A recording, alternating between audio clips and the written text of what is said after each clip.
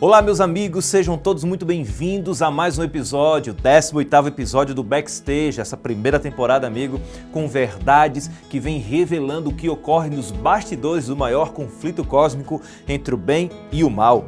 Convide seus amigos, compartilhe com seus amigos, porque cada mensagem dessa, cada verdade dessa pode se tornar um divisor de águas na vida espiritual de todo aquele que parar para conhecer e pedir forças para viver as mensagens deste livro extraordinário, a Bíblia Sagrada. Preparado para mais um episódio? Então, amigo, agora começa o 18º episódio da primeira temporada do Backstage.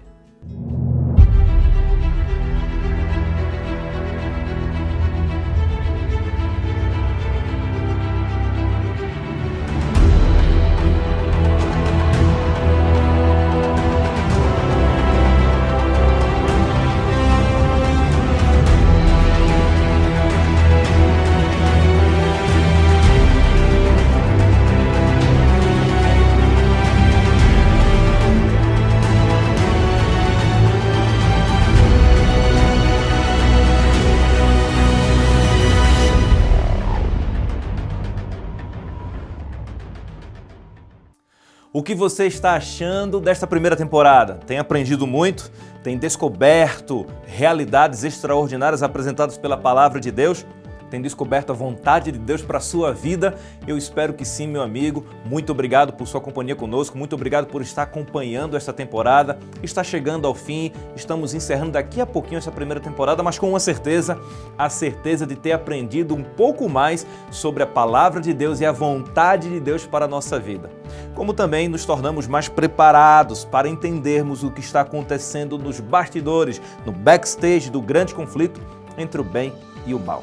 E este episódio, o 18º, não será diferente, trará um tema extraordinário, e o tema é transformados. Vamos estudar hoje o que a Palavra de Deus diz sobre a transformação que precisa operar em nossa vida. É o Espírito Santo que opera e ele já está fazendo na minha vida e na sua vida que está acompanhando esta temporada do Backstage. Pegue sua Bíblia, você sabe, né? Nós estudamos aqui tudo à luz da Palavra de Deus. Se está na Bíblia, a gente segue. Se não está, muito alerta, porque a nossa regra de fé é a Palavra de Deus, entendeu? Então pegue a sua Bíblia aí, nós vamos começar mais um episódio.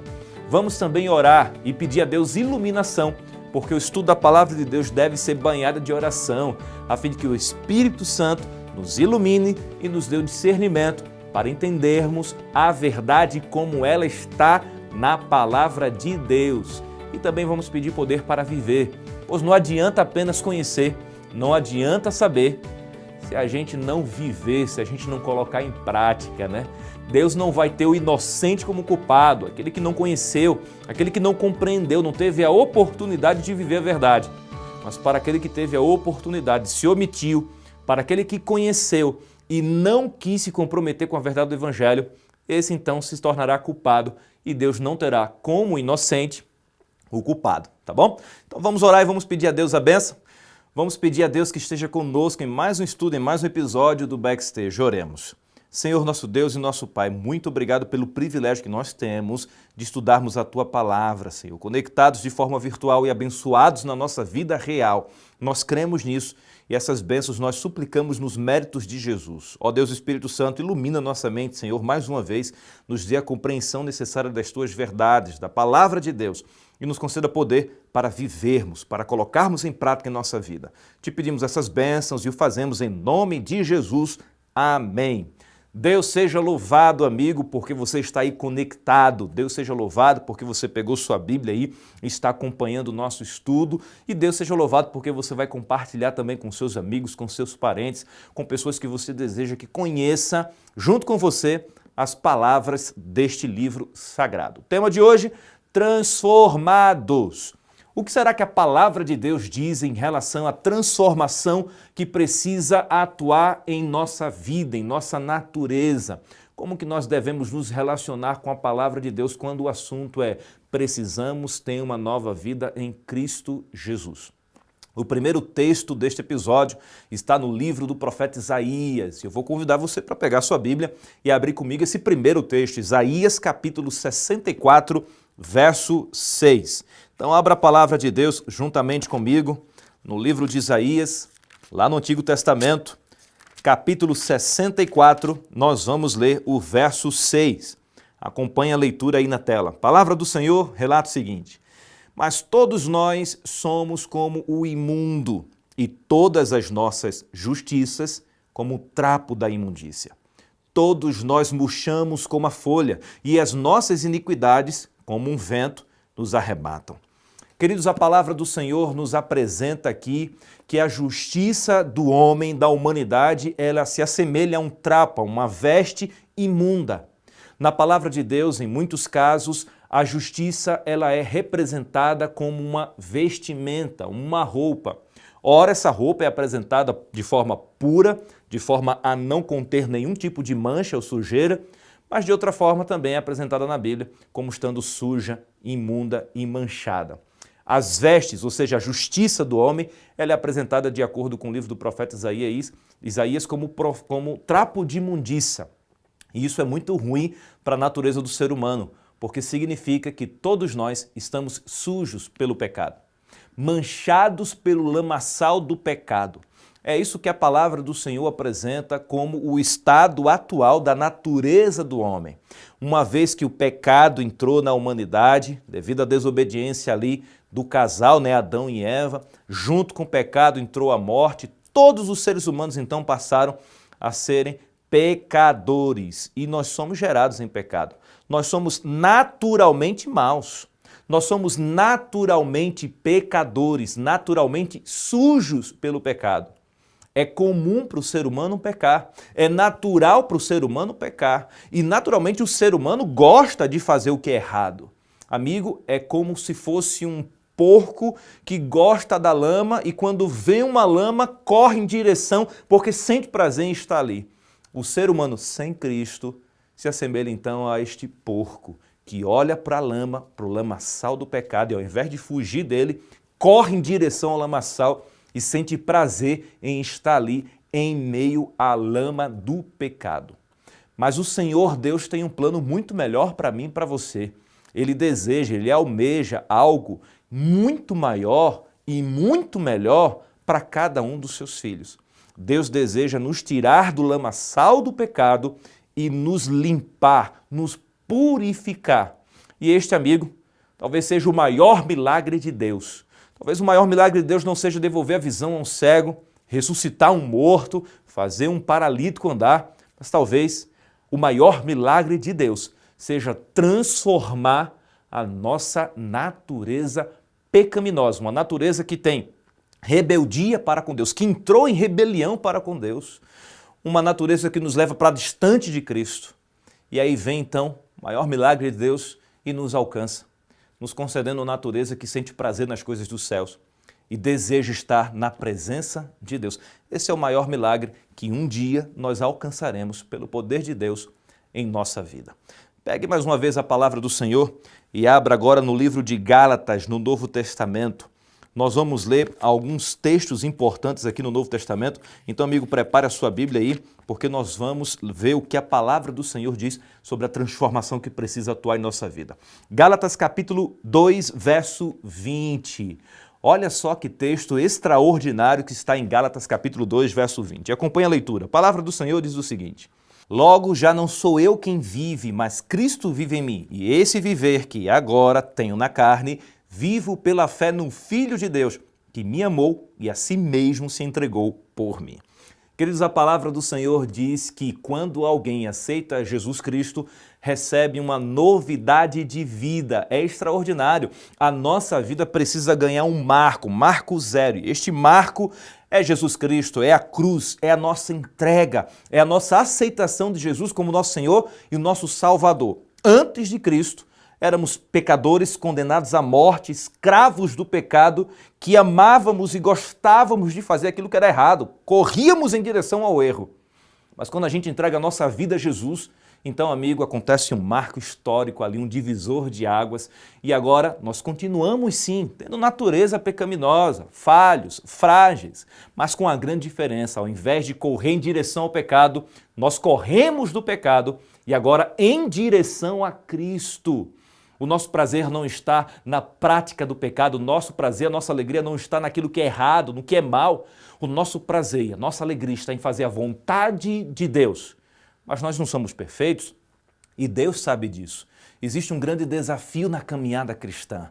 É o saber e o fazer. Entre o saber e o fazer existe uma lacuna que só pelo poder de Deus, amigo, você vai conseguir colocar em prática a vontade de Deus na sua vida. É por isso que precisa existir um marco zero.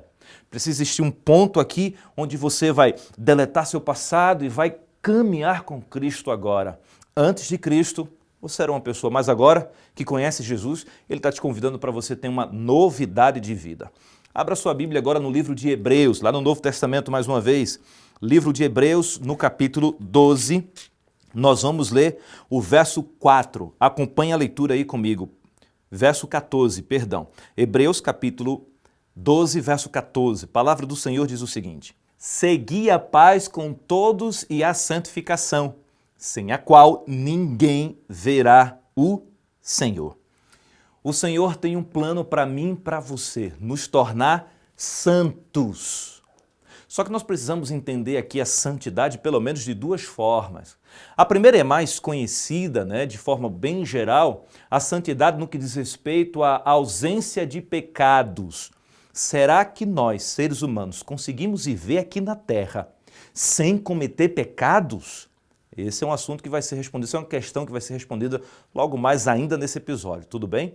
Mas será que é possível vivermos sem pecado? Esta é uma forma que se entende a palavra santidade. No entanto, neste momento eu preciso que você entenda que para a palavra do Senhor, no que diz respeito à vida do ser humano aqui na Terra, nos tornar santos é nos separar para um propósito específico, ou seja, não significa que nós não vamos errar ou a nossa natureza não será mais pecaminosa, mas significa que agora que o Senhor nos separou para ser seu povo, seus filhos, fazer a sua vontade, Ele nos separa para o propósito de adorá-lo, de servi-lo, de amá-lo e também de ser amado por Ele. Então, amigo, quando você aceita Jesus como seu Salvador pessoal, você se torna santo. Por quê? Porque você foi separado, você foi tirado das trevas e foi colocado na maravilhosa luz. Entendeu?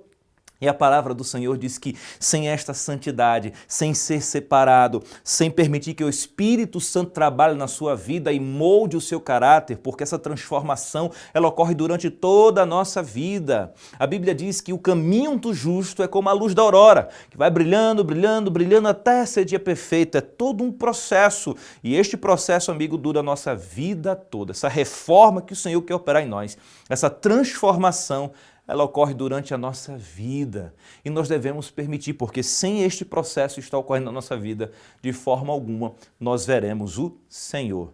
Nós precisamos permitir que Ele nos separe para o seu propósito.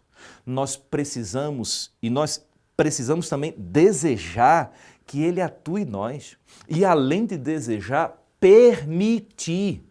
Amigo, se você quiser ajudar Deus no processo de santificação na sua vida, eu vou te dar um conselho. Não atrapalhe Ele. Por quê? Porque a santificação na nossa vida não está na nossa força, no nosso poder. Não é algo que nós podemos fazer por nós mesmos. Claro, existe a parte humana, o querer, o permitir. Existe o se esforçar para lutar contra essa natureza pecaminosa com o poder que Deus nos oferece. Mas essa transformação não acontece em um passo de mágica, em estratégias humanas, por causa de nossa força ou sabedoria, ou simplesmente porque a gente quer. Essa transformação acontece porque, além de querer, além de permitir, nós temos um Deus que opera grandes milagres em nosso favor, que transforma os nossos gostos, a nossa vontade, que nos ajuda a lutar contra as nossas inclinações pecaminosas. Inclinações essas que são naturais à nossa natureza, uma natureza pecaminosa. Sem Cristo, impossível vencermos a luta contra o pecado e as práticas pecaminosas. Mais uma vez eu convido você a recorrermos à palavra do Senhor. Abra agora no livro de João, Evangelho de João, no Novo Testamento, capítulo 15, nós vamos ler o verso 4. João, capítulo 15, verso 4. Atente para a informação valiosíssima da palavra de Deus em João capítulo 15, verso 4. A palavra do Senhor relata o seguinte: permanecei em mim, e eu permanecerei em vós. Como não pode o ramo produzir fruto de si mesmo, se não permanecer na videira, assim nem vós o podeis dar, se não permanecerdes em mim. Existe um meio, amigo, escuta isso aqui, e você precisa escutar tudo para entender, e não sair do contexto. Existe um meio, sim, de viver sem pecar. Sério, pastor? É possível o homem viver sem pecar? Escuta tudo. Eu começo dizendo que sim. Como? A gente acabou de ler na palavra do Senhor que o desejo de Deus é que nós permaneçamos nele. Ele é a videira e nós somos os ramos. Se o ramo se desconectar da videira, ele vai morrer. E se ficar desconectado, ele vai morrer, vai secar, vai murchar e vai morrer. Mas se esse ramo estiver conectado à videira, essa fonte da vida, amigo, ele não só vai viver, mas como ele vai florescer e vai dar bons frutos como resultado de estar conectado à videira. Cristo é a videira e nós somos os ramos. Enquanto nós estivermos conectados em Cristo, amigo, na presença de Cristo, na presença de Deus, nós não cometemos pecado. Na presença de Deus, não cometemos atos pecaminosos, embora ainda tenhamos natureza pecaminosa. No entanto, você precisa entender que, infelizmente, eu e você, nós não conseguimos ficar 100% conectados à videira. Amigo, em frações de segundos, em pensamentos, em desejos, em ações, nós vivemos nos conectando de Cristo por causa da nossa natureza pecaminosa que guerreia contra a vontade de Deus. Nós vacilamos, nós erramos, nós desviamos o nosso olhar de Cristo, desviamos o nosso foco e constantemente estamos nos desconectando. É por isso que o homem não consegue viver sem pecar aqui na terra. É a nossa luta, é a nossa fraqueza. Por isso que o Senhor deseja que todos nós lutemos por alcançar uma conexão diária com Cristo. Nós precisamos nos conectar diariamente com Cristo. E não é porque nós somos fracos e falhos que nós temos que desistir. A gente não tem que pensar, porque eu vivo me desconectando, eu não vou continuar nessa luta, nessa batalha contra o pecado. Não adianta, não dá mais jeito. Claro que não. Não é porque nós somos fracos que nós temos que desistir da batalha, não. Nós erramos? Sim. Nós falhamos? Sim. Somos fracos, somos imundos, somos terríveis. Mas, amigo, se Deus não desiste de você, por que você vai desistir dele? Ou desistir de você mesmo?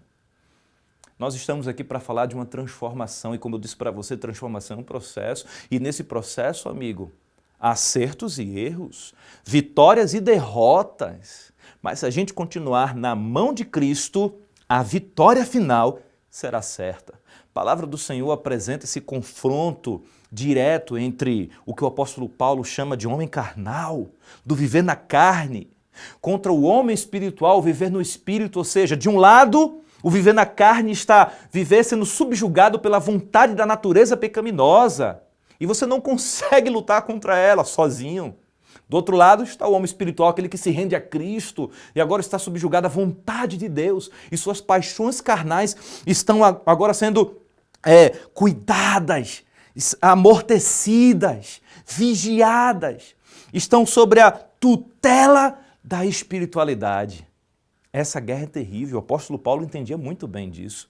Leia o que está escrito em Gálatas, no capítulo 5, do verso 19 até o verso 21, para que você entenda melhor a respeito dessas naturezas, tanto daquele que vive na carne, como naquele que vive no espírito.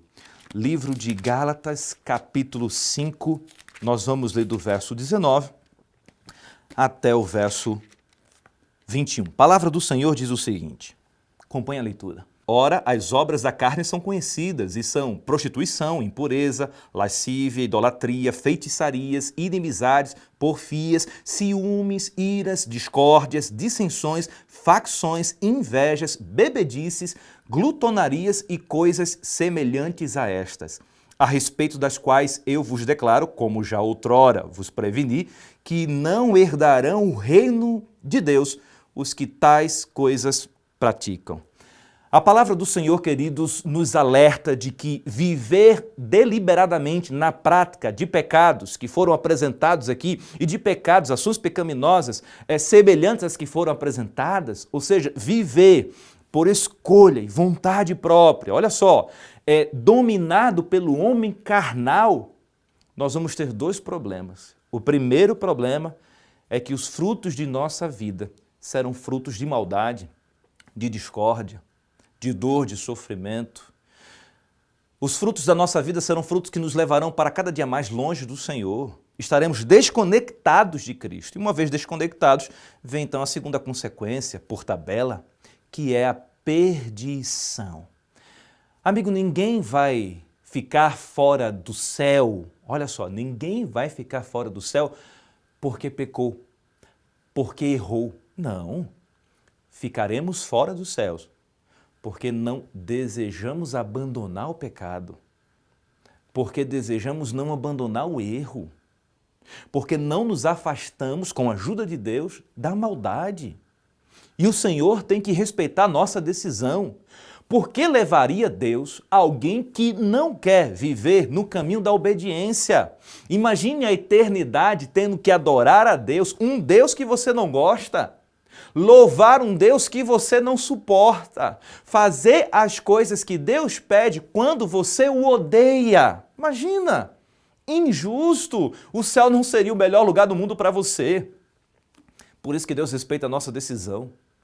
Mas se você quiser abandonar essa inimizade para com Deus, se você quiser deixar de ser dominado pelo homem carnal, se você quiser deixar de ser prisioneiro e escravo do pecado, então, amigo, aceite Jesus como seu Salvador.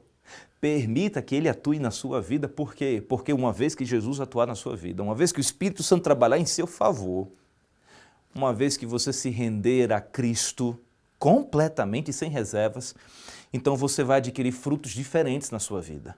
Ao invés de ser subjugado pelo homem carnal, você agora vai ser direcionado, orientado e governado pelo que o apóstolo Paulo apresenta ali como o viver no Espírito, o homem espiritual, aquele que vive para fazer a vontade de Deus.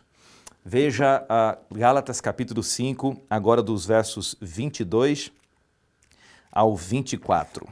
A palavra do Senhor diz o seguinte, veja aí. Mas o fruto do Espírito é amor, alegria, paz, longanimidade, benignidade, bondade, fidelidade, mansidão, domínio próprio. Contra essas coisas não há lei. E os que são de Cristo Jesus crucificaram a carne com as suas paixões e concupiscências. Você entendeu qual é o plano de Deus para a sua vida? É fazer com que você produza bons frutos. Uma vez você, amigo, conectado a Cristo Jesus, que é a videira, você não apenas vai viver, mas você vai ter vida, vida em abundância e uma vida que produz bons frutos. O caráter de Cristo começa a ser moldado em você. O objetivo de Cristo é esculpir em nós a sua imagem. Você lembra quando a gente falou da criação, da formação do homem? O ser humano foi criado à imagem e semelhança de Deus no requisito pureza, santidade e perfeição. Éramos perfeitos, nós não errávamos, nós fazíamos a vontade do Pai, a vontade de Deus.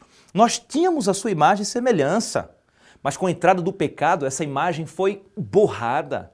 Não dá para dizer que nós hoje somos a imagem e semelhança de Deus nesses requisitos, perfeição, santidade e pureza, porque, amigo, nós não somos perfeitos, nós não somos santos, na literalidade da palavra, quando aplicada a fim de definir a ausência de erros. Não, nós vivemos errando, nós não somos puros. A nossa justiça é trapo de imundícia. Lembra desse texto de Isaías? Pois é, perdemos. Mas qual é o desejo de Deus? O desejo de Deus, amigo, é fazer com que eu e você voltemos a termos a imagem de Deus em nossa vida, a termos o caráter de Deus. E esse processo, ele ocorre, amigo, ao longo de nossa vida. Pegue mais uma vez a palavra do Senhor. Vamos para 1 João, capítulo 1. O primeiro está em 1 João, os primeiros versos estão em 1 João, capítulo 2, perdão, eu falei 1, mas capítulo 2, versos 15 a 17. Não ameis o mundo, nem as coisas que há no mundo. Se alguém amar o mundo, o amor do Pai não está nele. Porque tudo que há no mundo, a concupiscência da carne, a concupiscência dos olhos e a soberba da vida, não procede do Pai, mas procede do mundo. Ora, o mundo passa, bem como a sua concupiscência. Aquele, porém, que faz a vontade de Deus, observe, permanece eternamente. Nós precisamos ter a ideia real de quem nós somos, de onde a gente veio e para onde a gente está vindo.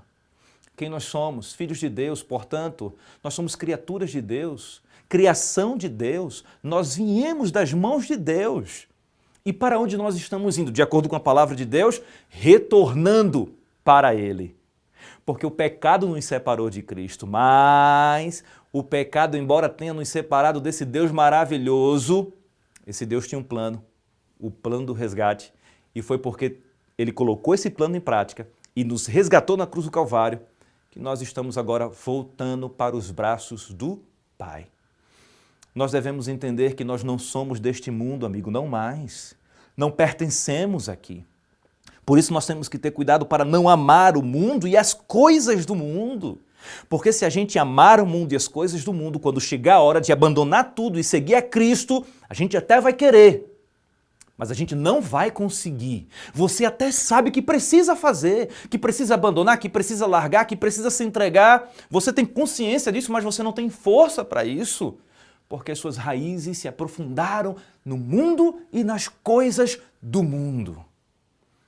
Nós temos que pedir a Deus apenas aquilo que nós iremos poder largar rapidamente quando Ele nos chamar. Amigo, o seu coração está no mundo? O seu coração está nas coisas do mundo? Talvez eu esteja falando para você, amigo, que sabe o que precisa fazer, mas não tem força.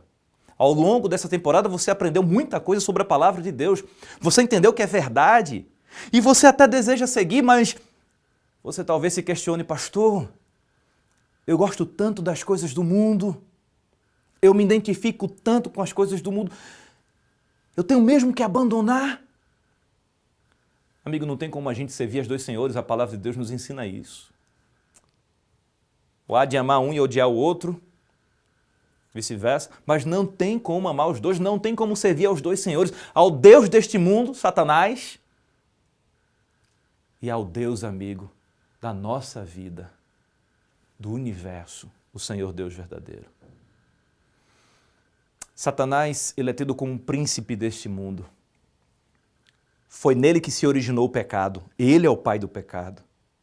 E o objetivo de Satanás é seduzir o ser humano, a fim de que eles vivam no pecado, porque se eles viverem no pecado e na prática do pecado de forma deliberada, eles não serão salvos, porque estarão através de atos, dizendo em alto e bom tom que não querem saber de Cristo, não aceitam Cristo e não querem ser salvos.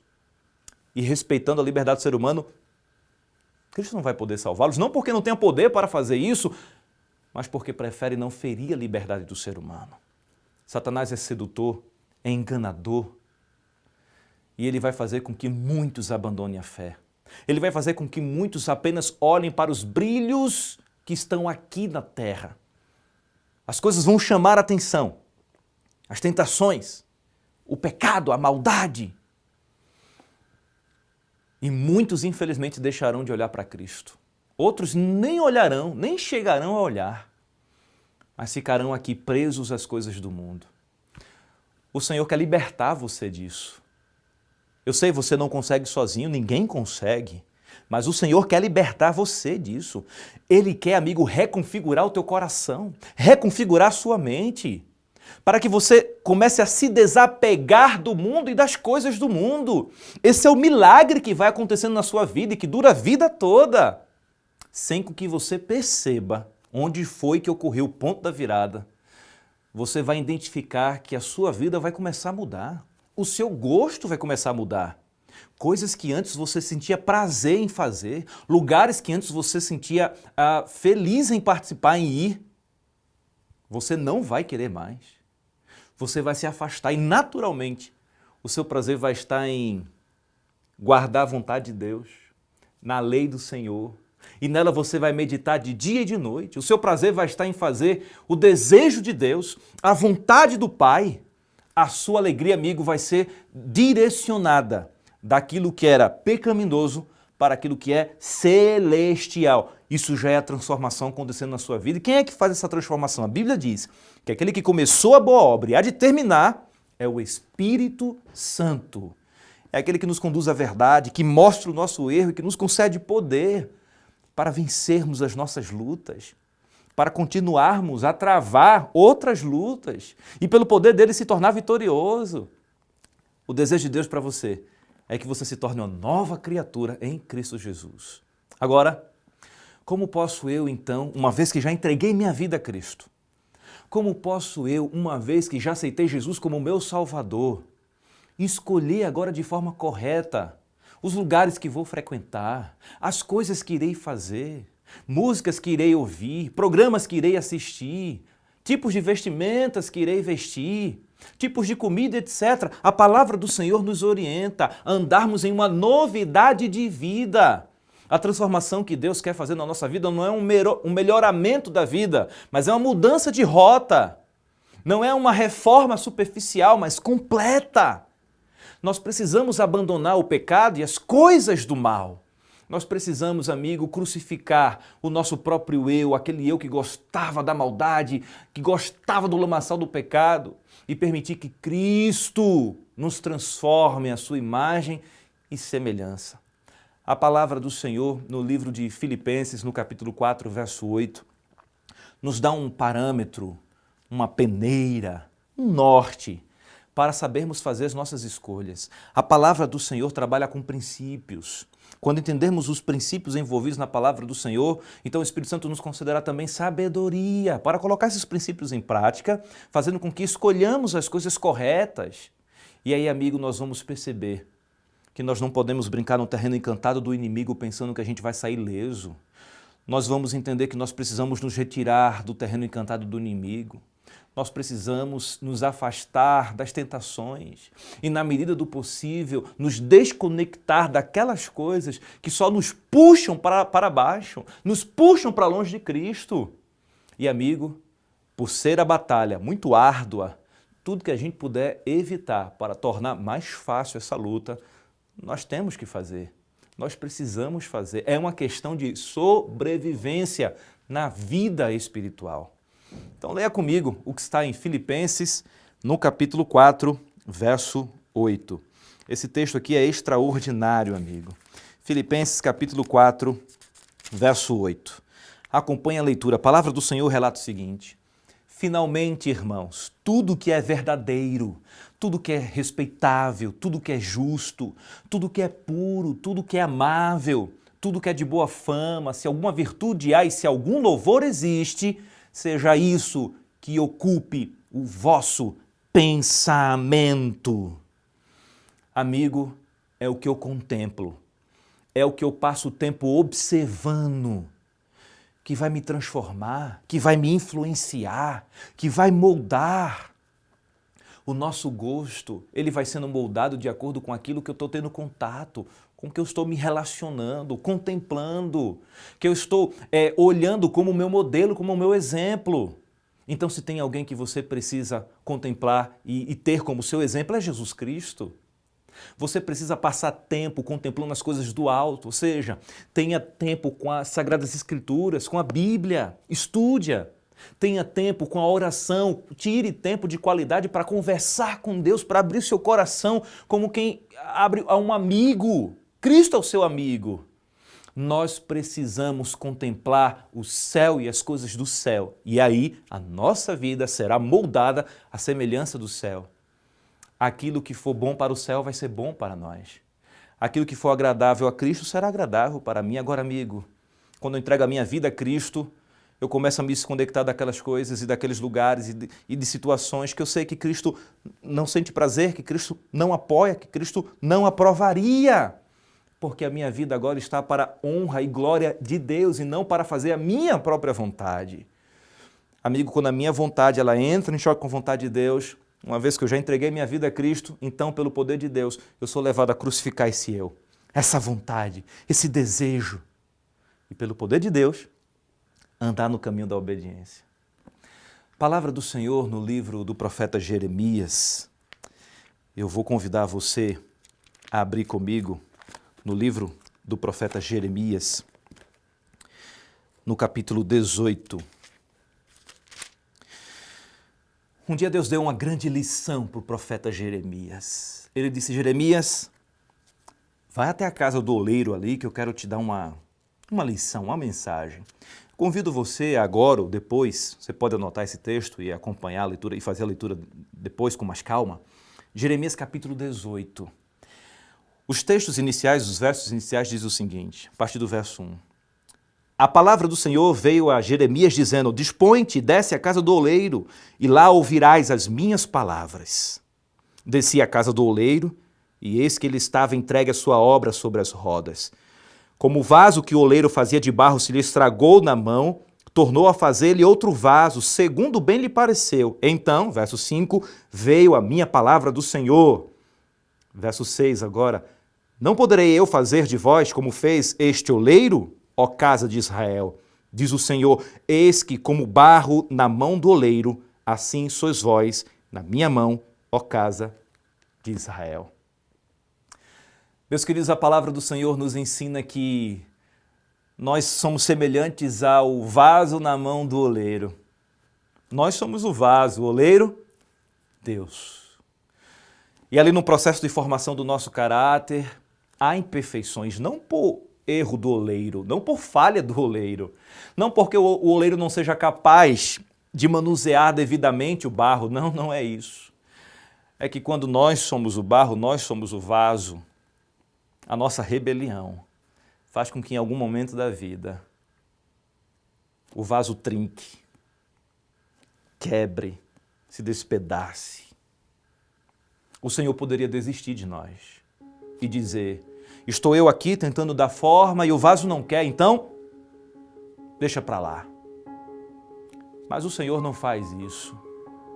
Muito pelo contrário, toda vez que o vaso trinca, quebra, a massa cai, enfim, há uma falha, um defeito, o oleiro não desiste, ele refaz, ele recomeça. E é isso que Cristo quer fazer na minha vida e na sua vida. Ele está nos chamando para ter uma novidade de vida do lado dele. E ele entende a nossa fraqueza. Ele entende os nossos problemas. Ele entende. Mas ele quer mudar você. Ele quer transformar você. Meus amigos, vocês acreditam que Jesus tem poder para transformar a sua vida? Vocês acreditam que ele tem poder para mudar o seu gosto? Para lhe ajudar a vencer suas inclinações pecaminosas, para lhe segurar firme na mão, lhe erguer do lamaçal do pecado, lhe limpar, lhe lavar com o sangue dele, o sangue do Cordeiro? Amigo, se você acredita nisso, minha amiga, se você acredita nisso, então segura firme na mão desse oleiro, na mão de Cristo. Se entregue a Ele, deixa Ele agir na sua vida. Como eu falei para vocês, a obra da transformação ocorre ao longo da vida. Sabe o que importa de fato? É que na porta do nosso coração tenha uma placa lá. E nesta placa tem o seguinte dizer: em obras. Em obras. A obra não vai ser finalizada aqui, amigo, nessa terra. Não. Nós sempre teremos algo a vencer. Ainda teremos natureza pecaminosa. Mas um dia Cristo vai transformar nossa natureza. Quando Ele voltar, Ele irá nos transformar. Ele vai nos dar a vitória completa e definitiva sobre essa natureza pecaminosa. E pelo poder de Deus, o pecado já não existirá. Não fará mais parte do nosso dia a dia. Não estará mais em nossa natureza. Mas até lá, a luta é grande, o desafio é grande, mas tudo posso, diz a palavra do Senhor, naquele que me fortalece. Hoje, amigo, se você ouve a voz do Espírito Santo trabalhando no seu coração e dizendo: deixa eu entrar na sua vida, deixa eu arrumar a sua casa, deixa eu transformar você, permita que Ele coloque a placa em obras, mas e que nunca no seu coração os dizeres dessa placa mudem para obras paralisadas. Amigo, se a obra paralisar é porque você não está deixando mais o Espírito Santo agir em você. E se o Espírito Santo não agir mais em você e a sua obra ficar paralisada, você vai estar dizendo que não quer ser salvo. E não será. Não porque Deus não quer lhe salvar, mas porque você decidiu não ser salvo. Você entende que Deus quer salvar você? Você entende que Deus quer operar na sua vida? Mas você também entende que é você que precisa permitir? Você quer entregar sem reservas a sua vida a Cristo? Você quer se tornar uma nova criatura em Cristo Jesus? Você quer permiti-lo agir e trabalhar em todo o seu ser, mudando o seu gosto, mudando a sua vontade, lhe fazendo alguém que deseja e ama as coisas do céu? Esse é o seu desejo? Então, amigo, diga aí em seu coração: Senhor, mora em mim, habita em mim, trabalha em mim, molda o meu caráter, molda a minha personalidade, me quebra por completo e me refaz inteiramente. Se esse é o seu desejo, amigo, aonde você estiver aí, o Senhor está contigo também. O Senhor sabe quem você é, Ele está te ouvindo. Diga para Ele: Senhor, eu quero, Senhor, me transforma, Senhor, me muda, Senhor, me renova, me ajuda a recomeçar. Se esse é o seu desejo, amigo, saiba que esse também é o desejo de Deus. Ele vai entrar na sua vida com a sua permissão. Ele vai transformar você. Você vai ficar irreconhecível para o bem. Porque as antigas coisas passarão. E as novas coisas surgirão na sua vida. Você se transformará em um filho, em um servo fiel a Deus. Você pode vencer. Em Cristo, você pode. Entregue sua vida a Jesus. Seja batizado. Faça parte da igreja verdadeira. E viva para a honra e glória de Deus. Pelo poder de Deus, se afaste do pecado. Se aproxime de Cristo. Chegará um momento que você vai andar tão perto de Cristo e que você vai andar tanto tempo com Cristo que a gente vai estar mais perto da casa de Deus do que daqui. E aí nós iremos morar com Cristo para toda a eternidade. Vamos orar por isso? Vamos orar pedindo a Deus essa força que precisamos para vencer? Vamos orar permitindo que o Espírito trabalhe em nós? Vamos orar revelando a nossa decisão de ser batizado, de entregar nossa vida a Cristo e fazer parte da igreja dele? Guardar os seus mandamentos e andar em novidade de vida? Sair das trevas, do lamaçal do pecado?